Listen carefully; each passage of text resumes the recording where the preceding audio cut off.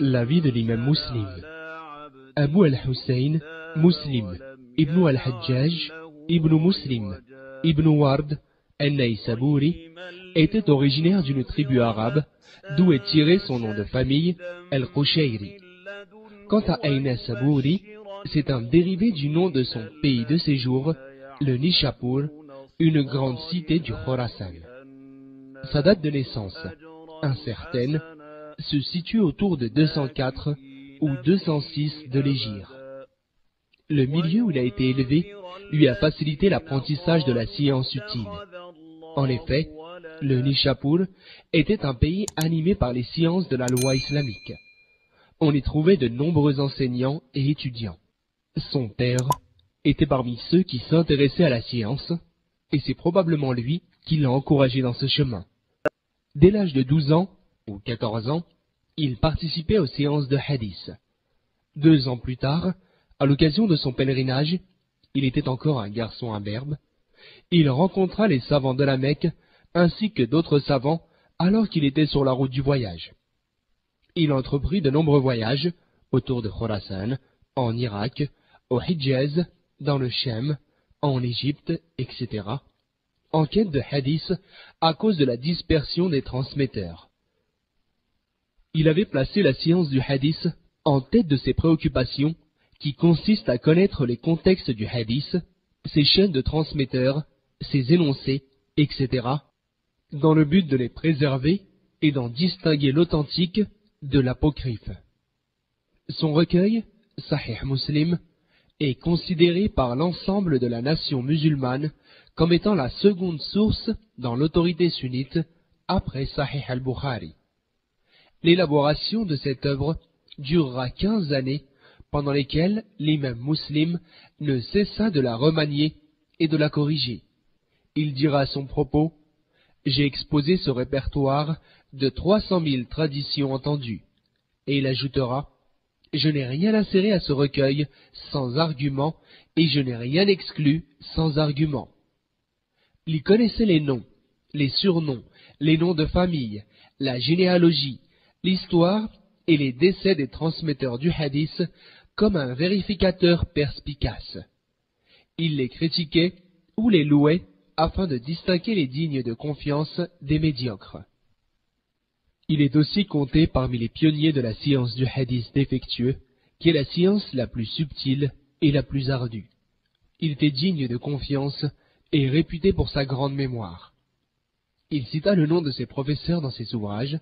Al-Dahabi en a compté 220, mais en réalité, la liste est beaucoup plus longue. Il a suivi les enseignements de l'imam al-Bukhari, qui l'accompagnait partout pendant une longue période. Ed al-Qutni raconte: sans al-Bukhari, Muslim n'aurait rien pu.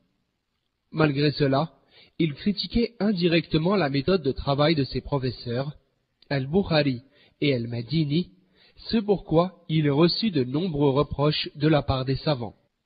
C'est probablement pour cela qu'il ne rapporta pas d'al-Madini. Il ne rapporta pas non plus, selon al-Bukhari, al-Dhuhli, par souci de rester neutre dans l'affaire qui opposait ses deux professeurs. Mohammed ibn Yahya al-Dhuhli prétendait que al-Bukhari disait que le Coran était une création. Al-Bukhari, innocent de toute accusation, disait plutôt que le Coran était la parole d'Allah, le Très-Haut, non créé.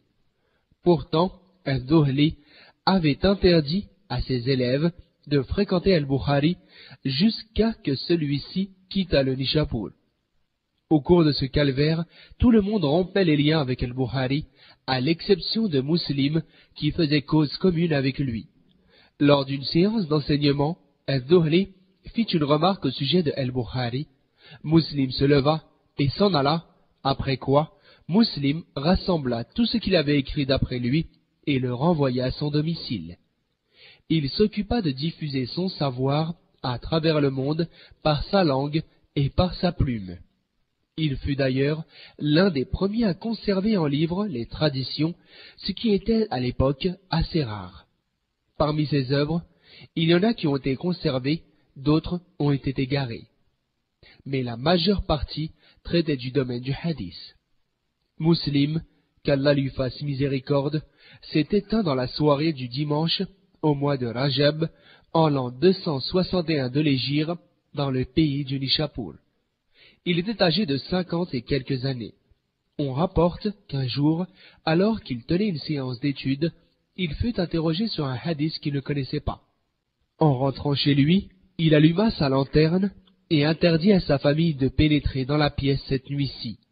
Il passa en revue les traditions prophétiques tout en mangeant des dattes qu'on lui avait offertes. Au matin, alors qu'il avait trouvé le hadith qu'il recherchait, il s'aperçut qu'il avait mangé tout le contenu du panier. Cette nourriture pesa sur son estomac et il fut atteint d'une maladie qui l'emporta. Prions qu'Allah lui accorde sa miséricorde et sa satisfaction.